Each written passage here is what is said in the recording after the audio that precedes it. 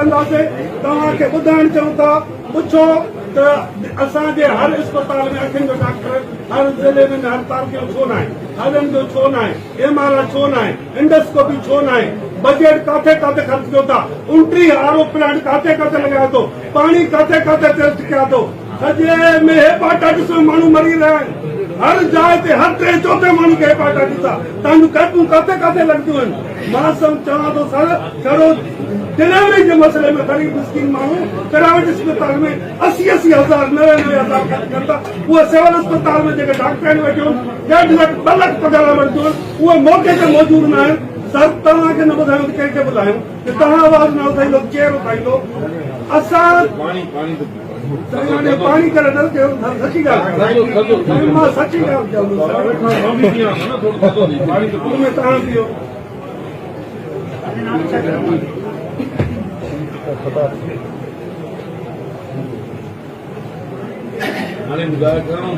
असांजो पाणी 950 TDS खां मथे जेको आहे ख़राब थी वियो आहे ऐं उनखां पोइ तव्हां जेको आहे फॉरेस्ट जा मिनिस्टर बि आहियो ॿेलो जरवार सॼो तबाह थियो मूं वटि वीडियो आहे मां तव्हांखे ॾेखारे सघां थो राति मां ही वीडियो छा आई आहे ही ॾिसो ही वीडियो ॾिसो ही केतिरा वण वढजनि था 3 खां 4 ट्रालियूं खणिजी वियूं सिकंदर जलपाणी राखो आहे जेको उहो ऐं उन सां गॾु तव्हांजो जेको ज़िले जो DFO ज़ियादुल्ला लगारिया हिन जी मिली भगत सां इहो सभु कुझु थिए थो पियो ही जेके कीमती वण आहिनि उन्हनि जी जेको आहे उन्हनि जी वाढी थिए थी पई क्लाइमेट ते सॼी दुनिया सीरियस आहे ऐं असां वेंदा आहियूं नॉन सीरियस थींदा क्लाइमेट जे बुनियादुनि ते सो मां सिर्फ़ु सवाल बराए सवाल करण न आयो आहियां मूंखे इन्हनि सवालनि जा जवाब ॾियो महिरबानी करे ॻाल्हि हिकिड़ी कोन्हे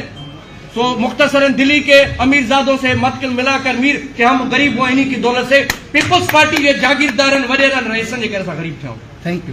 यू मिनिस्टर बाबा देरा जे को नाम गुजरंदा एतरी बयाना के को सिंध में को बियो मानू अपोजिशन का में नजर अचे थी असा यो पीपल्स पार्टी आ यो शहीद पाजो जुल्फकार अली भुट्टो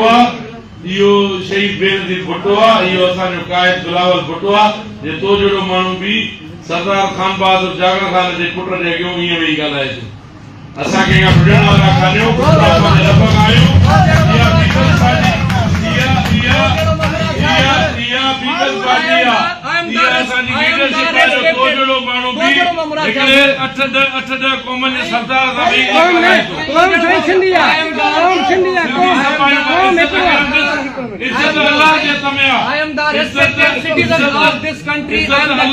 अल्लाह जे तमिया निजी रगमा के बड़ी कौम ने वणो हुआ गलत लॻल असां के बुढ़ण वारा नहीं असां पंहिंजी लीडरशिप जे करे तुझे रीत ॿुधूं था आराम सां मुझे अगर मुझे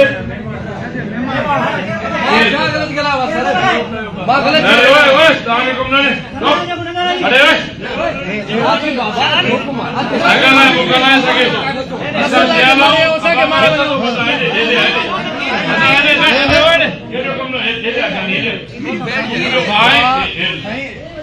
मां तो अरे चुप कोई ना सर आप बैठे इनका हक है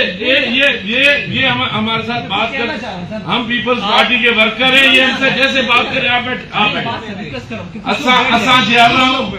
जे अलाऊं तव्हां खे जीअं वणे ॻाल्हायो पर इज़त इज़त असांजी बि आहे असां सही बेनज़ीर जा पोइ लॻायूं असां तव्हांजी हर शइ बर्दाश्त कंदासीं पर इज़त